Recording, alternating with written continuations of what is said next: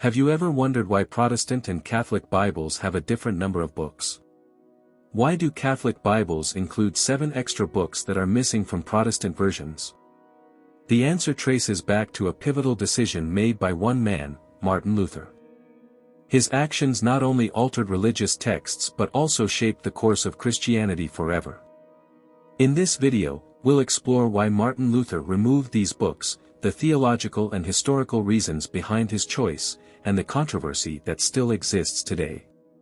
Let's dive deep into this fascinating chapter of history. Before we explore why Martin Luther removed them, let's first identify the 7 books that were excluded. These books, known as the Deuterocanonical books by Catholics and the Apocrypha by Protestants, include Tobit, Judith, Wisdom, Sirach, Ecclesiasticus, Baruch, and 1 and 2 Maccabees. Additionally, parts of Daniel and Esther were also removed. These books were originally part of the Greek Septuagint, a translation of the Hebrew scriptures used by Jewish communities and early Christians. However, when the Protestant Reformation began, Martin Luther challenged their legitimacy. He believed that only books included in the Hebrew Bible should be recognized as scripture. Since Jewish leaders did not include the Deuterocanonical books in their canon, Luther felt they didn't belong in the Christian Old Testament either. But was this decision purely theological, or was there more behind his reasoning? Martin Luther's primary argument was that these books contradicted key Protestant beliefs.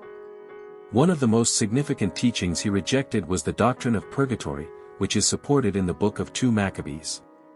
In 2 Maccabees 12:46, the text encourages prayers for the dead, a practice that Luther strongly opposed because it supported Catholic traditions like indulgences. Additionally, the book of Sirach emphasizes the importance of good works, which contradicts Luther's belief in salvation by faith alone, sola fide. Since he considered these teachings unbiblical, he questioned the authority of these books and ultimately removed them. It's important to note that Luther didn't only challenge these 7 books, he also questioned parts of the New Testament, particularly James, Hebrews, and Revelation. However, due to opposition, these books remained in the Protestant Bible. Another major reason Luther removed these books was his reliance on the Jewish canon. By the late 1st century, Jewish scholars had already excluded the Deuterocanonical books from their official scripture. This decision was partly due to the fact that these books were written in Greek, not Hebrew, which made them less authoritative in Jewish tradition. Luther argued that since Jesus and the apostles primarily referenced the Hebrew Bible, only those books should be considered divinely inspired. However, this argument is controversial because the New Testament itself often quotes from the Greek Septuagint, which includes the very books Luther rejected. Despite this, Luther's decision set a precedent for future Protestant translations. Luther's removal of these books became widely accepted largely due to the printing press. When he translated the Bible into German in 1534, he placed the Deuterocanonical books in a separate section, labeling them as useful but not inspired. This move influenced later Protestant traditions, including the King James Version, 1611, which also categorized them separately before eventually omitting them entirely in later editions. The rise of the Reformation and the spread of Protestantism meant that Luther's version of the Bible became dominant among his followers. Over time, Protestant leaders and Bible publishers fully excluded these books, leading to the distinct difference we see today between Protestant and Catholic Bibles. The removal of these books remains a hotly debated topic among scholars and theologians. Catholic and Orthodox Christians argue that these books were always part of early Christianity and were accepted by church councils for over 1,000 years before Luther's time. They also point out that the Septuagint was widely used by early Christians, including the apostles.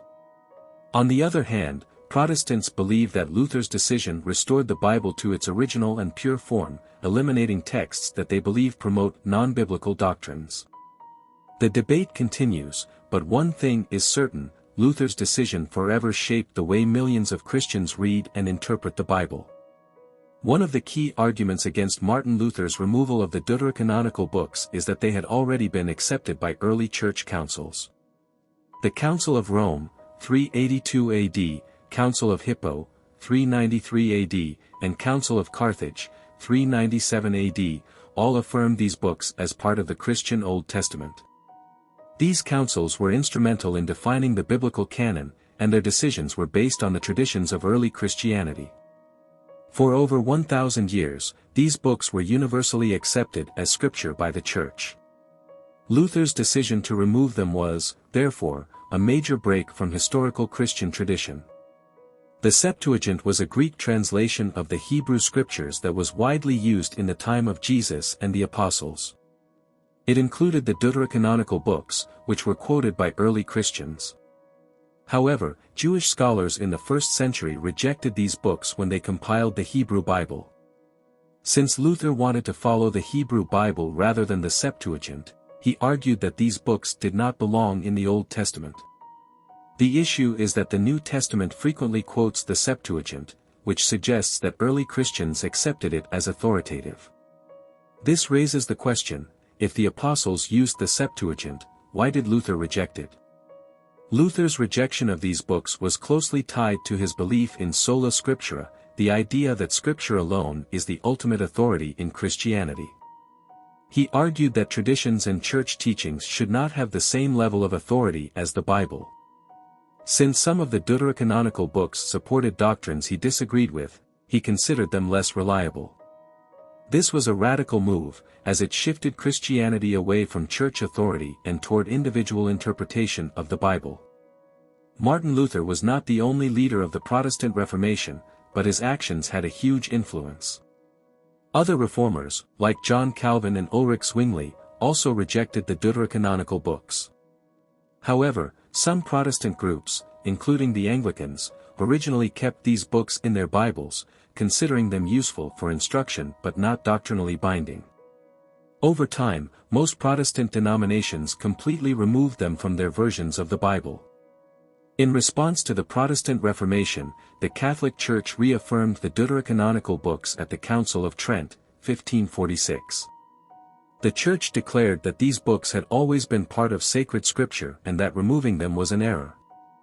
The Council of Trent marked a major turning point in the debate over the biblical canon, solidifying the differences between Catholic and Protestant Bibles. Luther's removal of books was not limited to the Old Testament. He also had serious doubts about the New Testament book of James. Luther famously called James an epistle of straw, because it emphasized good works, which conflicted with his belief in justification by faith alone. However, due to opposition, James remained in the New Testament canon. To this day, the difference in biblical canons remains a key distinction between Protestant and Catholic Christianity. While Catholics accept 73 books in their Bible, Protestants only accept 66 books. This divide affects not only theology but also how different Christian groups interpret Scripture. Key doctrines, such as purgatory and the role of tradition, remain points of contention. The Eastern Orthodox Church also has a larger canon than Protestant Bibles. In addition to the deuterocanonical books, Orthodox Bibles include 1 Esdras, 3 Maccabees, Psalm 151, and other texts. This raises an important question: if different Christian groups have different Bibles, which canon is correct? Archaeological discoveries, including the Dead Sea Scrolls, have provided evidence that some Jewish communities did accept the deuterocanonical books. This challenges the idea that these books were universally rejected by Jews and suggests that early Christians had valid reasons for including them in their Bibles. Today, many Protestant Bibles do not include the deuterocanonical books. However, some editions, like the 1611 King James Version, originally included them in a separate section. Some modern publishers offer apocrypha editions that allow readers to access these books, even if they are not considered authoritative in Protestant theology. Luther's decision to remove these books was just one part of the larger Protestant Reformation. His teachings led to major changes in Christian doctrine, worship, and church structure. This period also sparked wars, religious conflicts, and new Christian movements, forever shaping the world's religious landscape. Since Protestants have a shorter canon, they often reject Catholic doctrines based on the deuterocanonical books.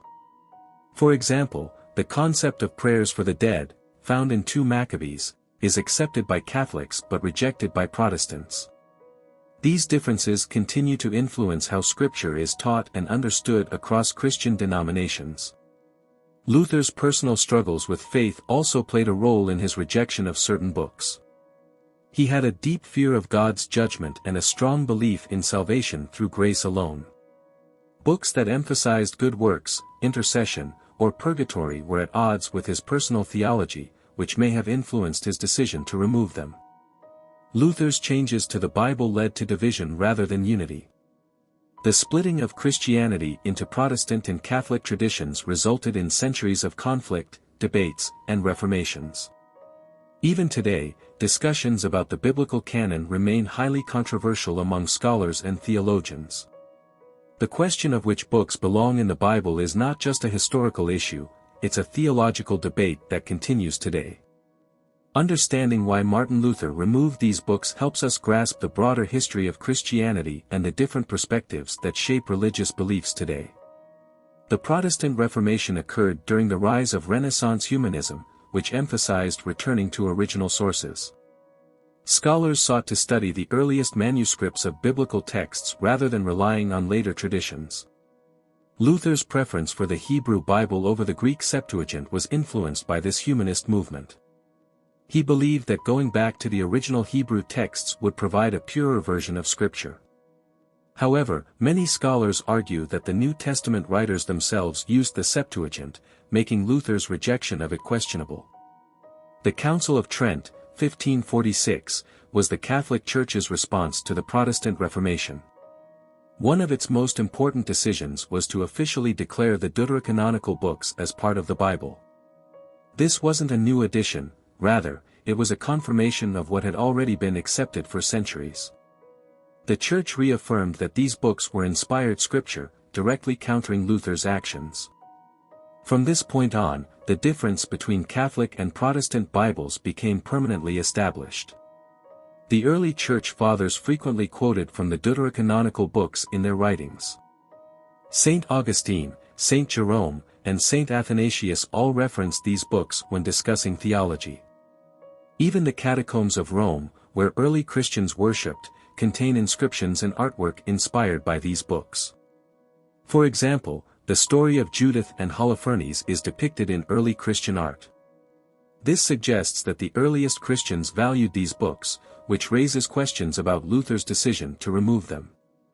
While most Protestant denominations reject the deuterocanonical books as scripture, some still value them for historical and moral lessons.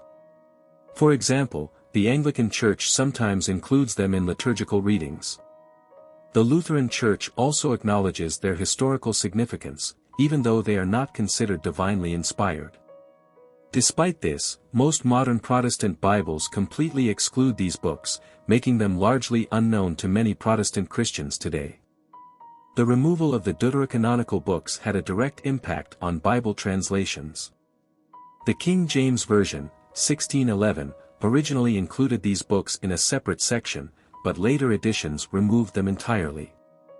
Other translations, such as the New International Version, NIV, and English Standard Version, ESV, follow the Protestant canon and do not include them. However, Catholic and Orthodox Bibles, such as the Douay-Rheims Bible and the New American Bible, NAB, continue to include these books. If Martin Luther had kept these books in the Protestant Bible, Christian theology might look very different today. Doctrines such as prayers for the dead, purgatory, and good works might be more widely accepted among Protestants. Additionally, the divide between Catholic and Protestant Christianity might not have been as sharp. This raises the question, did Luther's removal of these books unnecessarily deepen the split in Christianity? Some historians argue that Luther's actions were not purely theological but also political. By rejecting the deuterocanonical books, he weakened Catholic doctrines that supported the Church's power, such as indulgences and purgatory. By promoting sola scriptura, Luther gave more authority to the individual believer, reducing the power of the Pope and Church leaders. This helped fuel the Protestant Reformation and gave rise to national churches separate from Rome. Luther's translation of the Bible into German was one of the first major books printed using the printing press. This allowed his ideas to spread rapidly, reaching a much larger audience. Before this, the Bible was mainly available in Latin, limiting access to clergy and scholars. Luther's German Bible gave ordinary people direct access to Scripture, further weakening the Catholic Church's control. Despite their removal from Protestant Bibles, the deuterocanonical books have influenced Christian art, literature, and music. For example, the story of Judith beheading Holofernes has been depicted by artists such as Caravaggio and Artemisia Gentileschi. The Book of Wisdom has inspired many theological writings, and Maccabees is central to Jewish history. Even though Protestants removed these books from their Bibles, their influence on Christian culture remains strong. Modern biblical scholars continue to debate the historical and theological significance of the deuterocanonical books. Some argue that they provide valuable historical context, while others view them as less authoritative than other scriptures. Archaeological discoveries, such as the Dead Sea Scrolls, have provided new insights into how these books were used in ancient Jewish and Christian communities. Interestingly, some branches of Judaism accept parts of the deuterocanonical books as historical, even if they are not considered scripture. For example, the story of the Maccabees is central to the Jewish holiday of Hanukkah, even though it is not included in the Jewish Bible. Even if Protestants do not consider these books inspired scripture, they can still provide valuable insights into early Jewish history, theology, and ethics. Many Christian scholars recommend reading them for historical and moral lessons, even if they are not considered part of the biblical canon. The question of whether Luther was right to remove these books is unlikely to ever be settled. The divide between Catholic, Protestant, and Orthodox Christianity remains strong, and each group holds firm to its own canon. However, by studying these books and their history, Christians can gain a deeper understanding of their faith and its complex origins. One of the long-term effects of Luther's decision was the shaping of what is now called the Protestant work ethic. By rejecting books that emphasized prayers for the dead, purgatory, and intercession, Luther promoted a more personal, individualistic approach to faith. This belief system aligned with the emerging economic and social structures in Europe, where personal responsibility and hard work were emphasized over communal religious practices. Some historians argue that removing the deuterocanonical books helped create a more pragmatic, work-driven culture in Protestant nations. Before Luther, most Bibles in Europe were written in Latin, making them inaccessible to most people. By translating the Bible into German, Luther made scripture widely available and encouraged Christians to read and interpret the Bible for themselves. The invention of the printing press in the 15th century played a crucial role in the spread of Luther's ideas. Before this, Bibles were copied by hand, making them rare and expensive. Luther's German Bible became one of the first mass-printed books, allowing his version of Scripture to reach thousands of people. This helped establish his 66-book canon as the standard for Protestants. Had the printing press not existed, it's possible that Luther's changes would not have spread so quickly, and the debate over the deuterocanonical books might have taken a different course. One of the biggest criticisms against Luther's actions is whether he had the authority to remove books from the Bible. While he argued that Scripture alone was the highest authority, his decision to exclude books was based on his own interpretation. The Catholic Church maintained that no single person, not even a priest or scholar, had the right to change the biblical canon. The Church argued that the canon was already established by tradition and church councils centuries before Luther. This leads to a major question: did Luther contradict his own principle of sola scriptura by deciding which books should be included in the Bible? Many people assume that the King James Bible, KJV, one of the most famous English translations, never included the deuterocanonical books. However, the original 1611 edition of the KJV actually included these books in a separate section called the Apocrypha. It wasn't until the late 19th century that most Protestant publishers removed them entirely, following the influence of Luther's canon. This means that for nearly 300 years, many Protestants still had access to these books, even if they were not considered doctrinally authoritative. One of the biggest ongoing debates between Protestants and Catholics is the question of biblical authority. Protestants believe in sola scriptura, meaning that the Bible alone is the ultimate authority in Christian life. On the other hand, Catholics believe in sacred tradition and church authority, meaning that Scripture must be interpreted within the Church's historical teachings. The deuterocanonical books played a role in this debate because they contained teachings that supported Catholic traditions, such as prayers for the dead and intercession of saints, doctrines that Luther opposed. Luther's removal of these books also raised a broader question about who has the right to interpret Scripture. Protestants argue that each believer can read and understand the Bible for themselves. Catholics, however, believe that Scripture must be interpreted within the tradition of the Church, guided by the Pope and Church councils. The deuterocanonical books became a symbol of this larger debate, whether Christian authority should be based on individual interpretation or church tradition. One key reason Luther rejected the deuterocanonical books was because they were included in the Greek Septuagint, but not in the later Hebrew Masoretic text. However, early Christians, including the Apostles, relied on the Septuagint. Many Old Testament quotes in the New Testament come from the Septuagint, not the Hebrew text. This raises the question, if Jesus and the Apostles used the Septuagint, why did Luther reject it? Luther claimed to be restoring the Bible to its original purity, but some scholars argue that his translation was biased. For example, in Romans 3 verse 28, Luther added the word alone to the phrase justified by faith. The original Greek text did not contain the word alone. Luther defended this addition by saying it clarified his doctrine of faith alone, sola fide, but critics argue that he altered Scripture to fit his theology. Luther was not the only reformer making changes to the Bible. Other Protestant leaders had different views on the canon. John Calvin supported Luther's shorter canon but was more cautious in rejecting traditions. Ulrich Zwingli believed in removing even more books than Luther. The Church of England, Anglicanism, accepted the deuterocanonical books for instruction, but not as inspired scripture. This shows that the Reformation was not unified on the question of which books belonged in the Bible. Luther's actions led to many new translations of the Bible, each influenced by different theological views. Some key translations include the Geneva Bible, 1560, which included commentaries supporting Protestant theology. The King James Version, 1611, which originally included the Apocrypha. The New International Version, NIV, which follows Luther's shorter canon. This diversity in Bible versions shows how one decision by Luther shaped the way Scripture is presented today. Welcome to Blessovia Science TV, where we take you on an exhilarating journey through the cosmos and unravel the mysteries of science.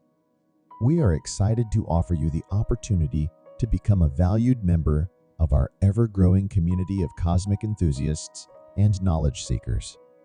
Exclusive access to cosmic content.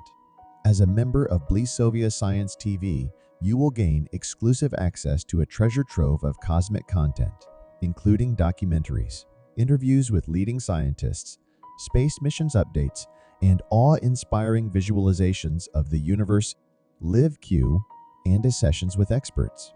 Your membership will grant you the chance to participate in live Q and sessions with renowned scientists, astronomers, and space explorers. Get your burning questions answered by those who push the boundaries of human knowledge. Embark on a journey that spans the cosmos and join us in unraveling the secrets of the universe. Become a Blessovia Science TV member today, and together we will reach for the stars. Thanks for watching. Subscribe, like, and share. Don't forget to leave your comment.